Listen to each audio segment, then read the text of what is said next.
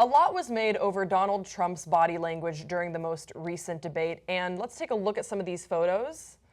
So there he is. He's standing right behind Hillary Clinton. Some people have said that he was looming, that he was lurking. Well, Hillary Clinton has finally weighed in on how she felt his body language affected her. She says, quote, "It was a very small space, and I tried to give him space whenever he was talking to people. I would go back and, lean up against my stool, but he was very present."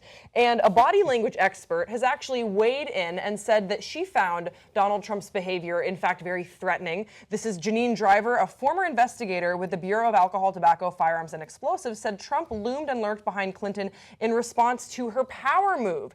She says, "Look at what happens. Hillary is going to his side of the stage. She's standing in front of him. What's he going to do? Sit down? Go to her seat?" So she goes on to say that she found this quite threatening. She says, "So at some parts of watching last night, I was getting really nervous because she was in his space. He's like a dog who's starting to get anxious. He's being backed in a corner. So I had a little anxiety during these moments." So I want to get a reaction from you guys. Did you experience anxiety watching the debates? Did you feel that his body language was perhaps threatening to Hillary Clinton as she was speaking? I thought it was strange, but I don't know if I experienced anxiety. It makes me absolutely go insane when I watch it because it's inherently an awkward situation. There's nothing natural about this. The only natural thing that happens in a circular arena like that is sumo wrestling. And that's what it's set up for, and their job is to do the opposite of that.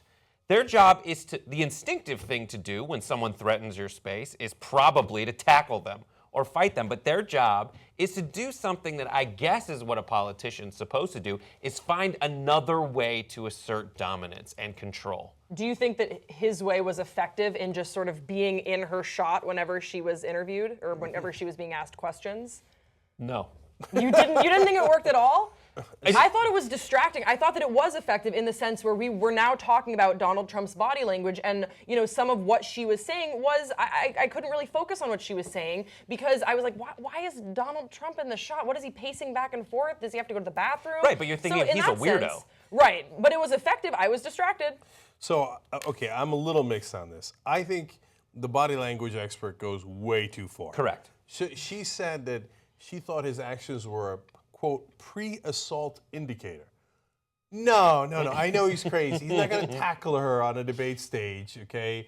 It's not like he was like, "This is my opportunity. She doesn't see me. I can sneak up behind her, right? Her back is turned." Right?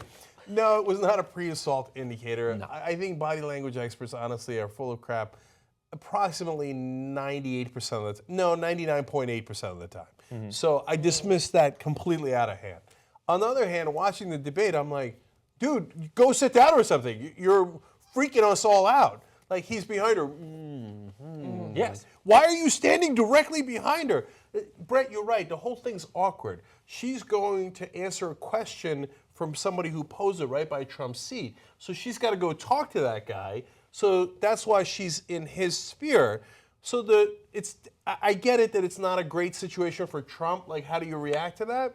So we're trying to be as fair as we can to him. At the same time, take a seat. That's why you have a seat. Mm-hmm. Instead of being like right behind her, or like giving her the stink eye. Take a seat and collect yourself and show us some of that composure you keep bragging about. Right.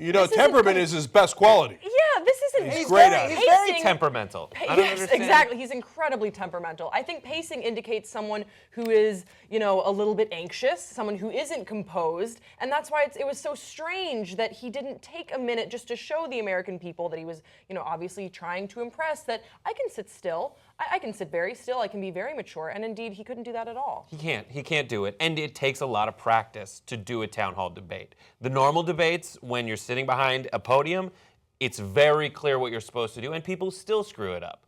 But the town hall debate, the town hall format is best when it's just a moderator, an individual candidate who's able to kind of connect with a group of people one-on-one. Adding the versus each other aspect to it just creates such a weird situation. If that was just a show and not a debate, there would be a director sitting everyone down saying, here are your eye lines, here's where you can go. If you look around this studio, there are X's all over the ground because it takes a lot to make that look natural. And if you don't know what you're doing, you can embarrass yourself. I mean, look at Al Gore, George W. Bush. They had a town hall debate, and Al thought it would be the best idea in the world to walk up to George Bush and stand right in his face while they were interacting. And all it did was backfire. And I think where Trump errs here is, again, not preparing for it the right way and not knowing what to do and not listening to someone who's like, just stand still on camera, buddy. So that's because, as always, he can't help himself. Right. Right. So they try to get him to do pre-debate prep, and he won't do it. So he's famous for, like, I don't need that. I'm just going to, shoot the crap with my... I keep saying shoot the crap. That is not a thing. Anyway. When you move on it like a bitch, you shoot the crap. Anyway, he just wants to, pal around with Roger Ailes, et cetera. So, yeah, if you don't prepare for it, you wind up doing things like this. And so, look, I don't think this is the world's most serious issue, but it is it does give you an insight into both of them. Hillary Clinton made two good points here. She said, one, I never went and stood behind him. True. Somehow I managed not to get in his personal space. And she's like, yeah, I felt he was very present when I was speaking. And that's because he can't help himself. He did want to stare her down. Yeah. He wanted to intimidate her because that's how he views the world. You're either in charge and you intimidate people and you do this, right? Or you're like a beta and you're like, So he's like, oh, no, you're not going to come into my area. I already peed in those corners. So I will stand right behind you. This is my corner of a circle. Yeah. Yeah, exactly. He would say that. Yeah. Okay. And I will intimidate you, and I'll be right behind you, staring at you like I'm some sort of perv, right? Yeah. I mean, who does that stare? Like right behind a woman, 2 feet behind a woman. Judd Apatow retweeted someone who just showed the split screen and sped it up a little bit of Trump just kind of leaning forward and back up against his seat. Like, it's really pervy. It's like he's just kind of doing this really fast back and forth. It is so creepy. That gave me goose flesh to hear. Thank you. And about that seat, he said, moved on her like a bitch. on the seat. There's so much more Young Turks content if you're a member. Great shows like Aggressive Progressives, Old School, you'll get post games, all ad-free, plus the whole 2-hour show. I know what you're thinking. This is huge. And it kind of is. So come join us. TYTnetwork.com/join.